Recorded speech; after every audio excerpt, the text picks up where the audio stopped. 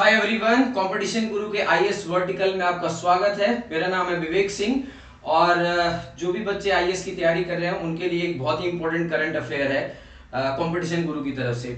अब आप इस पिक्चर को देख के समझ ही गए होंगे, अदानी जो कि आजकल बहुत ज्यादा चर्चा में है। इसका ये मतलब नहीं है कि आप इसको पॉलिटिकल एंगल में लेके चलेंगे, आपको इसको पॉलिटिकल एंगल में लेके नहीं चलना है। बस ये इस करंट अफेयर का जो मेन मोटिव है वो ये बताना कि यहाँ से क्या क्या एग्जाम में क्वेश्चन आ सकता है। तो ध्यान से देखें, हम सीधे पॉइंट पे आते हैं। और पॉइंट पे आते हैं तो अभी आज की बात है, सुबह 4:05 पे इंडियन एक्सप्रेस के न्यूज़पेपर में एक न्यूज पब्लिश हुई। उसमें ये न्यूज पब्लिश हुई कि जो है अदानी ने सबसे ज्यादा जो है इलेक्ट्रिसिटी का जो एक्सपोर्ट है वो बांग्लादेश को किया है, जैसा कि आप यहाँ पे देख रहे हैं। और इसके मद्देनजर जो भारत सरकार है, मतलब जो गवर्नमेंट ऑफ इंडिया है, उसने अभी एक रूल को चेंज किया है। और वो रूल बेसिकली 2018 में बनाया गया था। 2018 में ministry of power regulation for import and export जो क्रॉस बॉर्डर रूल था उसको बेसिकली चेंज किया। उसमें क्या चेंज किया? उसमें ये चेंज किया है कि अगर कल को अगर बांग्लादेश में, क्योंकि आपको अच्छे तरीके से पता है कि इसमें बांग्लादेश में बेसिकली क्या हुआ है, क्राइसिस आया हुआ है। वहां पे स्टूडेंट के लोग, जो स्टूडेंट यूनियन है, उन्होंने प्रोटेस्ट किया और उसकी वजह से शेख हसीना की जो सत्ता है वो वहां से क्या हो गई, गायब हो गई। और आज बांग्लादेश में बेसिकली मोहम्मद यूनुस और बहुत ही फेमस पर्सनालिटी, ठीक है, जिनको अगर हम बात करें तो ये वहां पे एक तरीके से एडमिनिस्ट्रेटर बने। अगर मैं मोहम्मद यूनुस की बात करूं तो मोहम्मद यूनुस जो है उनको 2006 में बेसिकली पीस के लिए नोबेल प्राइज मिला था।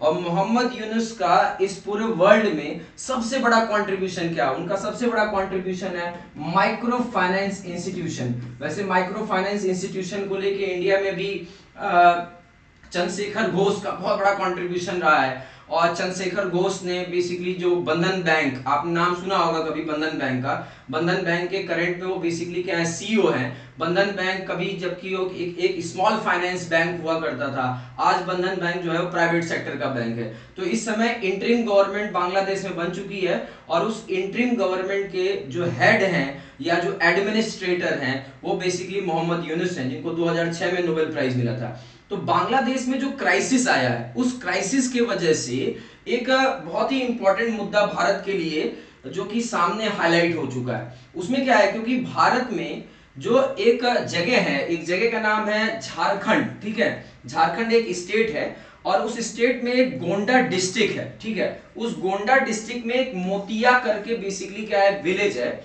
वहां पर जो है अदानी का पावर प्लांट है और उस पावर प्लांट से बेसिकली इलेक्ट्रिसिटी जो है वो बांग्लादेश को क्या की जाती थी, एक्सपोर्ट की जाती थी। क्योंकि अगर हम इस समय अगर हम बात करें, ध्यान से देखें, तो बांग्लादेश को हमारे देश से 4 जो कंपनियां हैं वो बेसिकली इलेक्ट्रिसिटी क्या करती हैं, एक्सपोर्ट करती हैं। जिसमें से अगर मैं 2 कंपनियों की बात करूं तो उसमें से नेशनल थर्मल पावर कॉर्पोरेशन विद्युत व्यापार निगम लिमिटेड और बेसिकली पीटीसी इंडिया है। और अगर उसके बाद अगर हम बात करें दूसरे नंबर पे सेमकॉर एनर्जी इंडिया लिमिटेड और अदानी है। क्योंकि बांग्लादेश के साथ हमारी सरकार का एक एग्रीमेंट था। वो एग्रीमेंट ये था, जो एग्रीमेंट बनाया गया था 2019 में, बेसिकली वो एग्रीमेंट बनाया गया था कि भाई जब भी इंडिया कोई भी इलेक्ट्रिसिटी बांग्लादेश को क्या करेगा, एक्सपोर्ट करेगा, उसको वो 100% बेसिकली क्या करेगी, इंपोर्ट करेगी। केवल एक ही डिस्ट्रिक्ट, मतलब केवल एक ही स्टेट जो झारखंड, जहां से इलेक्ट्रिसिटी हम बांग्लादेश को बेसिकली क्या करते हैं, एक्सपोर्ट करते हैं। आपको अच्छे तरीके से पता होगा कि जब भी हम इंटरनेशनल रिलेशन की बात करते हैं, जब भी हम इंटरनेशनल रिलेशन की बात करते हैं तो हमेशा एक बात को हमेशा याद रखना चाहिए, जिस बंदे का नाम है चाणक्य। चाणक्य ने क्या कहा था कि जो पड़ोसी होता है वो हमेशा दुश्मन होता है, इसलिए उसको थोड़ा मिला जुला के रखना पड़ता है। तो जो भारत सरकार है वो झारखंड से बांग्लादेश की तरफ क्या कर रही थी, इलेक्ट्रिसिटी सप्लाई कर रही थी। अगर भारत सरकार बांग्लादेश को इलेक्ट्रिसिटी सप्लाई नहीं करे तो भाई जाहिर सी बात है उसको चाइना सप्लाई करना स्टार्ट कर देगा। और अगर चाइना उसको सप्लाई करना स्टार्ट कर देगा तो ये हमारे सॉवरेन इंटरेस्ट में नहीं होगा। तो ये बेसिकली एक मेन मुद्दा आज इंडियन एक्सप्रेस के न्यूज़पेपर में सुबह 4 बजे निकला था। तो मैं सुबह 4 बजे जब उठा तो मैंने देखा तो मुझे ऐसा लगा कि मुझे अपने चैनल पे या कंपटीशन गुरु के चैनल पे ये वीडियो जरूर डालनी चाहिए, ताकि बच्चों को ये पता चले कि इंटरनेशनल रिलेशन भी कोई चीज होती है। क्योंकि हमारे यहाँ यूपीएससी का भी बैच चलता है और भी सारे बैचेस चलते हैं एग्जाम के, तो ये जानना जरूरी है। और मैंने ये प्लानिंग भी कर ली है कि आप सभी बच्चे जो भी कंपटीशन गुरु के साथ जुड़े हुए हैं उनके लिए मैं सुबह 7 बजे डेली करंट अफेयर यूट्यूब पे 1 घंटे की क्लास डालूंगा डेली, ठीक है, सुबह 7 बजे से लेकर 8 बजे तक, ताकि जो बच्चे हैं उनका थोड़ा नॉलेज बढ़े, ठीक है, क्योंकि नॉलेज बढ़ाना बहुत जरूरी है, ये हमेशा आप बात याद रखो। तो अगर जो बांग्लादेश है, बांग्लादेश को झारखंड से इलेक्ट्रिसिटी अगर इंडिया सप्लाई नहीं करेगा तो चाइना सप्लाई करने लगेगा, और अगर चाइना सप्लाई करने लगेगा तो वो हमारे सॉवरेन इंटरेस्ट में अच्छी चीज नहीं होगी, वो हमारे सॉवरेन इंटरेस्ट के लिए बहुत ही डेंजरस चीज हो जाएगी। इस मद्देनजर भारत सरकार जो है वो इलेक्ट्रिसिटी सप्लाई कर रही थी किसको, बेसिकली बांग्लादेश में। अब चूंकि बांग्लादेश में क्राइसिस आया है तो ये भी हो सकता है कि जो है वो इंडिया से इलेक्ट्रिसिटी इंपोर्ट ना करे।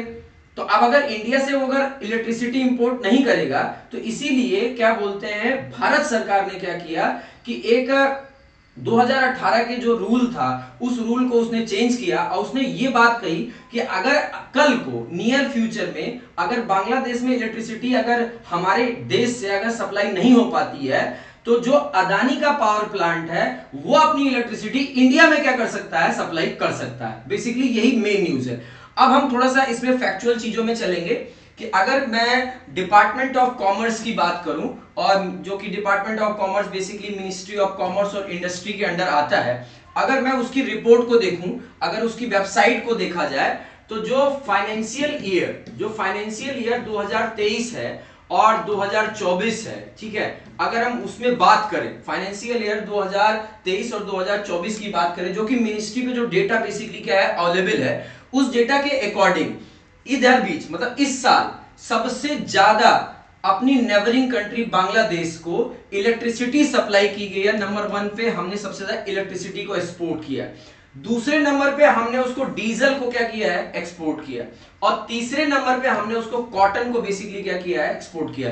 अब ये एग्जाम के पॉइंट ऑफ व्यू से it's a very important news, ठीक है, कि इलेक्ट्रिसिटी सबसे ज्यादा हमने उसको एक्सपोर्ट की है बांग्लादेश को 2023 और 2024 में, और उसके बाद दूसरे नंबर पे हमने उसको डीजल सबसे ज्यादा एक्सपोर्ट किया है, और तीसरे नंबर पे हमने उसको सबसे ज्यादा क्या एक्सपोर्ट किया है, कॉटन एक्सपोर्ट किया है।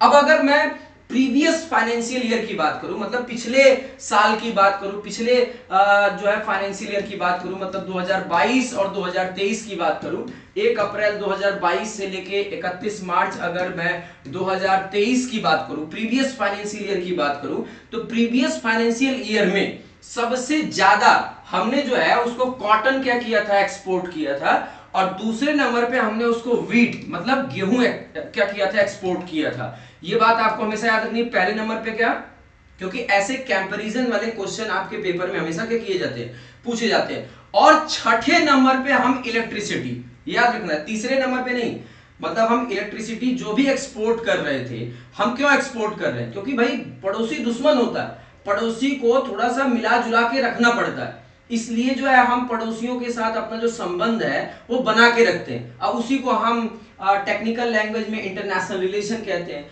तो अगर मैं प्रीवियस ईयर 2022 और 2023 की बात करूं तो 2022 और 2023 में 2022 और 2023 में हमने सबसे ज्यादा जो है कपास, जिसको हम कॉटन कहते हैं, उसको एक्सपोर्ट किया, और दूसरे नंबर पे हमने व्हीट को एक्सपोर्ट किया, और छठे नंबर पे हमने इलेक्ट्रिसिटी को। और अगर इस फाइनेंशियल ईयर की बात करें तो सबसे ज्यादा हमने क्या एक्सपोर्ट किया है, इलेक्ट्रिसिटी। अगर हम इस फाइनेंशियल ईयर की बात करें तो सबसे ज्यादा हमने क्या एक्सपोर्ट किया है, इलेक्ट्रिसिटी। जैसा कि आप डायग्राम को देख के भी एनालाइज कर सकते हैं कि जो इलेक्ट्रिसिटी वाला पिक्चर है वो काफी बड़ा है, और ये दोनों पिक्चर बेसिकली क्या हैं, छोटे हैं। ये तरीका होता है किसी चीज को बताने का, ठीक है।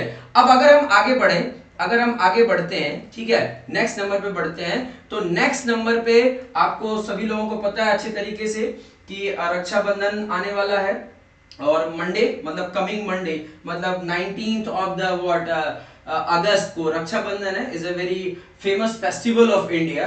तो उस दिन कंपटीशन गुरु और उसका जो आईएएस वर्टिकल है उसने एक बहुत बड़ी सेल अनाउंस की है कि जो भी बच्चा आईएएस की प्रिपरेशन कर रहा है, सिविल सर्विस एग्जामिनेशन की प्रिपरेशन कर रहा है, उसके लिए ऑनलाइन और ऑफलाइन बैचेज हमारे पास अवेलेबल है।